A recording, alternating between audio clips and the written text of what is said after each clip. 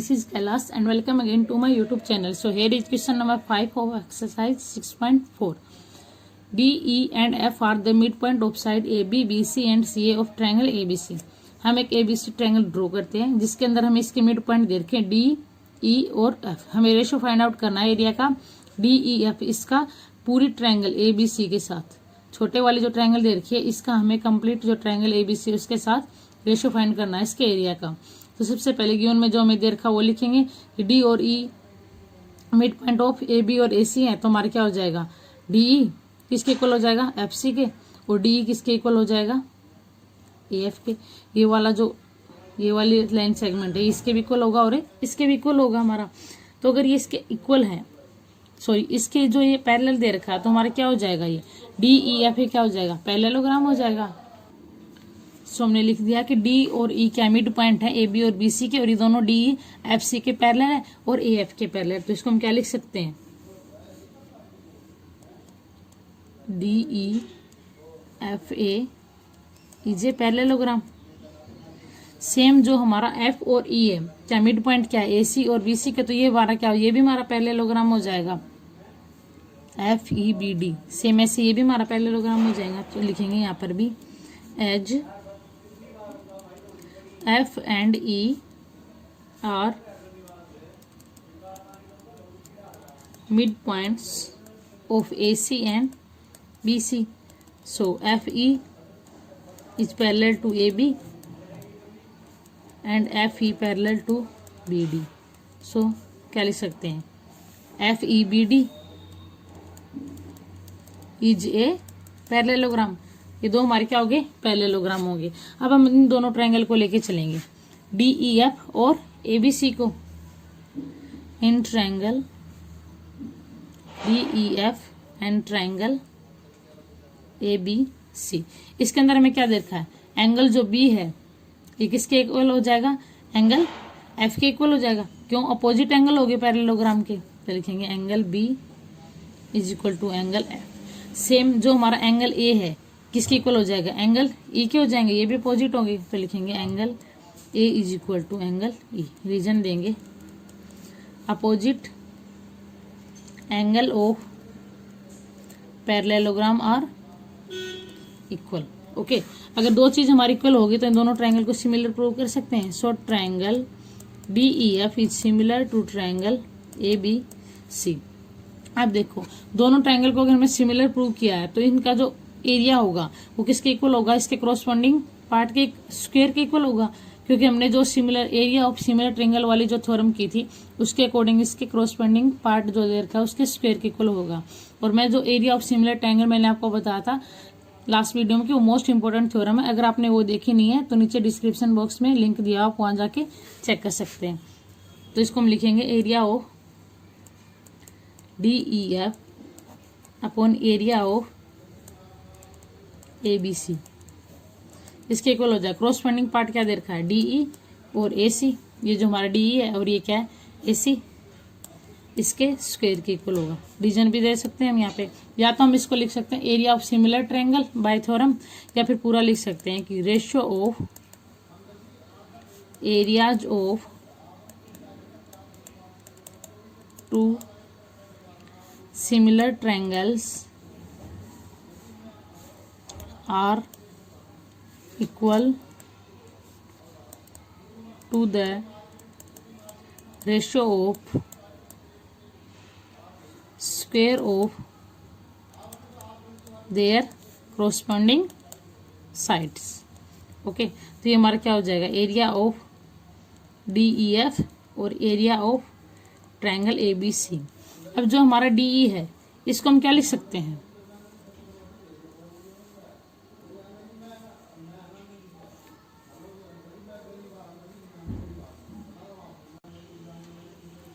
तो इस डी को हम क्या लिख सकते हैं ये डी है इस पार्ट के इक्वल है तो ये पार्ट बच गया. मीन्स ये क्या है एसी की हाफ है तो इसको हम लिखेंगे डी को हाफ ऑफ एसी. नीचे एसी दे रखा है हमारा इसका स्क्वायर. तो ये हमारा क्या हो जाएगा हाफ ऑफ एसी का स्क्वायर. मीन्स एसी से एसी हमारा कैंसिल आउट हो जाएगा. ये हमारा 1/4 आ जाएगा यहाँ पे. इसको लिखेंगे 1/4 और नीचे क्या हमारा 1 हो जाएगा. तो हमारा रेशियो क्या आएगा इसका ऊपर लेके जाएंगे इसको 1:4, और ये हमें फाउंड आउट करना था कि इन दोनों का रेशियो किसके इक्वल है। तो इसका रेशियो क्या होगा हमारा 1:4। सो ये था हमारा क्वेश्चन नंबर 5। अब करते हैं क्वेश्चन नंबर 6। इंपॉर्टेंट क्वेश्चन था ये। नाउ हमारा क्वेश्चन नंबर 6 है, prove that the ratio of the areas of two similar triangles is equal to the square of ratio of their corresponding median. हमें दो similar triangle दे रखे हैं, हमने late किए ABC और PQR, जिसकी क्या दे रखे हैं, ये AD हमने इसकी मीडियन ली है और इसके लिए हमने PS। हमें क्या प्रूव करना है कि इन दोनों सिमिलर ट्रायंगल है, इनका एरिया किसके इक्वल है, इनकी मीडियन के स्क्वायर के लिए। इसका ABC का तो प्रूव में लिखेंगे हम ABC अपॉन PQR ट्रायंगल, इसकी मीडियन है AD, उसके PS उसके स्क्वायर के इक्वल है। ओके, तो अगर हमने इन दोनों का एरिया सिमिलर ट्रायंगल है तो ये अपने क्रॉसपॉन्डिंग पार्ट के इक्वल होंगे। ये हम इसको लिख सकते हैं, इसको लेट कर लेते हैं इक्वेशन 1। अगर इसके क्रॉसपॉन्डिंग पार्ट के इक्वल होंगे तो क्रॉसपॉन्डिंग पार्ट भी इसके इक्वल होंगे, जैसे AB PQ के, BC QQ के और AC अपॉन PR, इसको हम लिख सकते हैं। अभी हमने एरिया ऑफ सिमिलर ट्रायंगल के थ्रू क्वेश्चन प्रूव किया, क्वेश्चन नंबर 5। तो सेम इसको ही हम करेंगे। इसके अंदर सिर्फ मीडियन दे रखा, उसके अंदर हमें रेशियो निकालना था। तो प्रूफ लेके चलते हैं हम। सबसे पहले हमने इसके अकॉर्डिंग करते हैं, AB अपॉन PQ और BC अपॉन QR दे रखी है। ये लिखते हैं हम, AB upon PQ is equal to BC upon QR।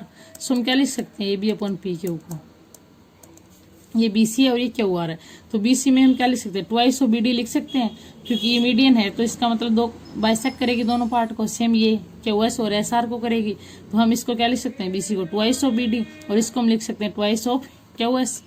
तो twice of BD upon twice of QS। जो हमें प्रूव करके चलना है, जो चीज हमें चाहिए AD और ये, तो हम इसको इस तरीके से लिखेंगे अरेंज करके कि हमारे ये मीडियन आ जाए। तो 2 से 2 कैंसिल आउट हो गया, तो हमारा क्या आ गया, AB upon PQ equal to BD upon QS। अब हम ट्रायंगल लेके चलते हैं, ABD और PQS, इन दोनों को हम क्या करेंगे, सिमिलर प्रूव करेंगे। In triangle ABD and triangle PQS, similar prove करने के लिए एक तो हमारी चीज देर, दो चीज तो इक्वल होनी ही चाहिए।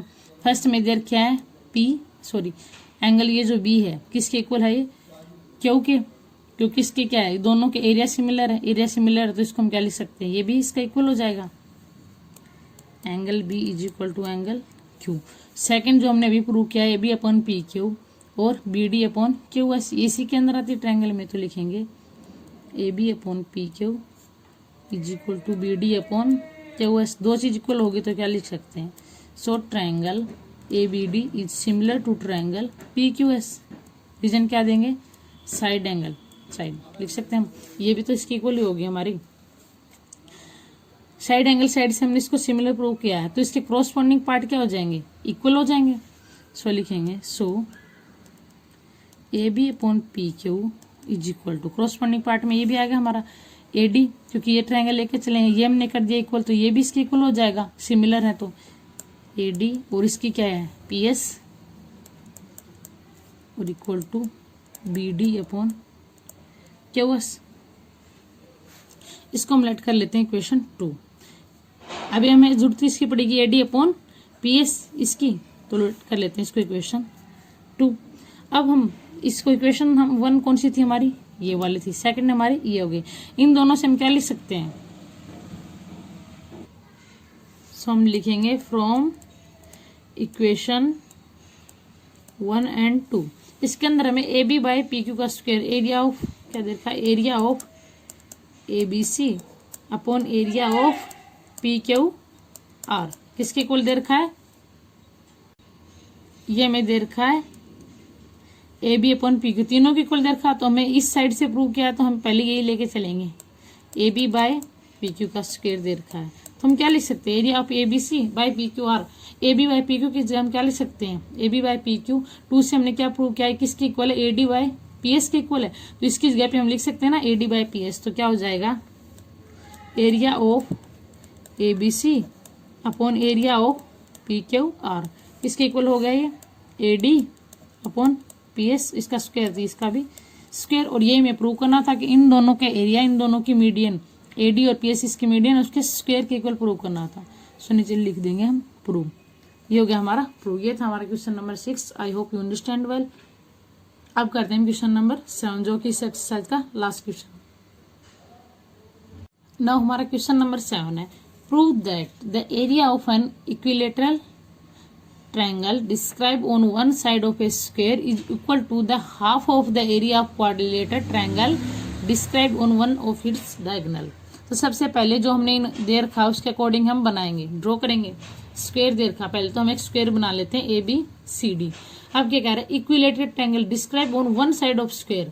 ये स्क्वायर, इसके एक साइड हम इक्विलेटरल ट्रायंगल बनाएंगे। जैसे हमारा AEB एक इक्विलेटरल ट्रायंगल होगी, किसके इक्वल प्रूव करना है इसका एरिया में, half the area of quadrilateral triangle describe on one side of diagonal.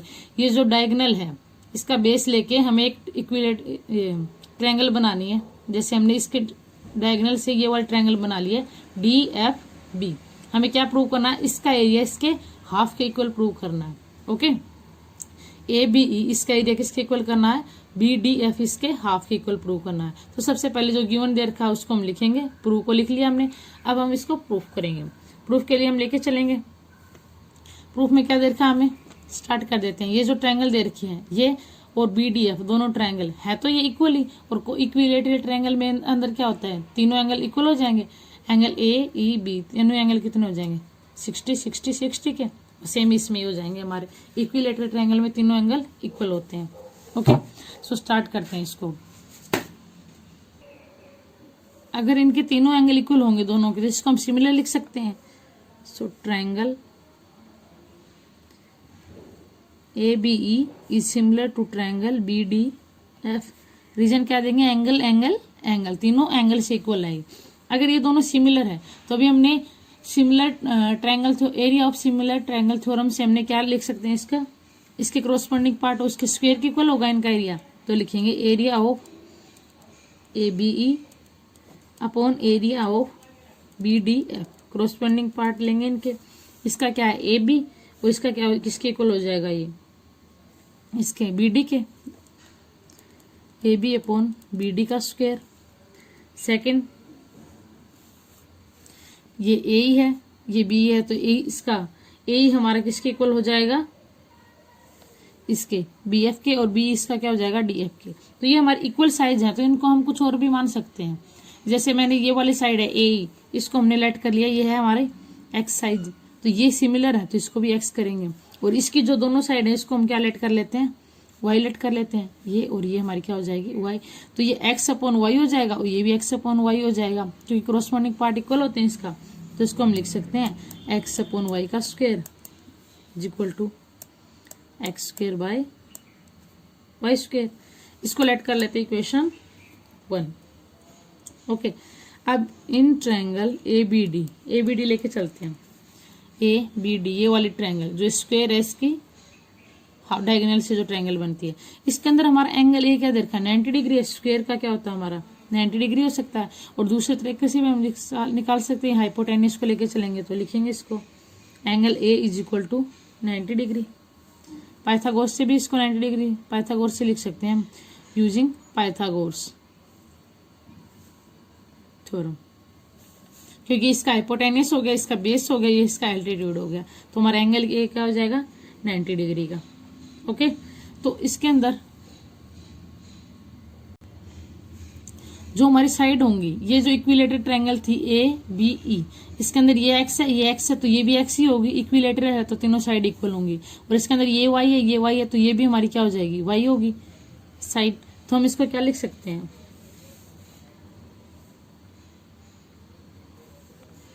Y square is equal to X square plus X square. Pythagoras theorem अगर हम यूज करेंगे तो हाइपोटेन्यूज का स्क्वायर किसके इक्वल होता है, इसके और इसके इक्वल होगा। ये भी हमारी X ही होगी क्योंकि इसी ट्रायंगल की है ये। तो इसका हाइपोटेन्यूज का स्क्वायर किसके इक्वल होता है, बेस स्क्वायर प्लस एल्टीट्यूड का स्क्वायर। ओके, तो इसको हमने लिख दिया इसको X square plus X square. तो Y स्क्वायर की वैल्यू क्या आ गई हमारी 2X स्क्वायर। अगर हम Y स्क्वायर की वैल्यू 2X स्क्वायर इस इक्वेशन में पुट कर देते हैं तो हमारा क्या आएगा, लिखेंगे यहाँ पे putting Y square in equation 1। तो हमारा क्या आ जाएगा, ये देखा हमारे according 1 area of ABE upon area of BDF। किसके इक्वल दे रखा है, X square upon Y square, X square, और वाई स्क्वायर की वैल्यू हमने क्या निकाली है, 2x स्क्वायर, एक्स स्क्वायर से एक्स स्क्वायर कट गया, बचा हमारा 1/2। और ये हमें निकालना था कि इन दोनों की जो इक्विलेटरल ट्रायंगल जो दे रखी है, इनका जो एरिया दे रखा हमें वो किसके इक्वल होगा, तो ये क्या आ जाएगा 1/2। तो इसको हम क्या लिख सकते हैं, area of ABE is equal to half of BD को उस साइड ले जाएंगे, एरिया ऑफ BDF। ये हो गया हमारा प्रूव। ये हमें प्रूव करना था, क्या प्रूव करना था कि इस वाली ट्रायंगल का एरिया इसके हमें हाफ के इक्वल प्रूव करना था, सॉरी हाफ के इक्वल दे रखा ना कि area of ABE half of area of BD, और ये हमने प्रूव कर दिया।